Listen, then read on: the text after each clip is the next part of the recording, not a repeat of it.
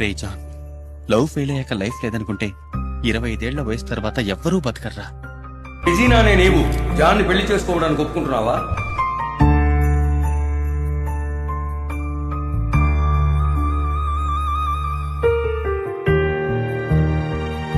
మనతో ఉన్న వాళ్ళందరూ పోయారని మనము పోవాల్సిన అవసరం లేదు.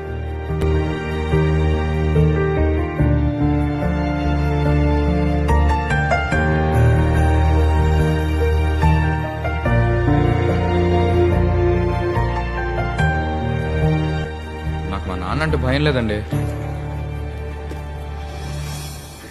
ఐ లవ్ యూ అండి.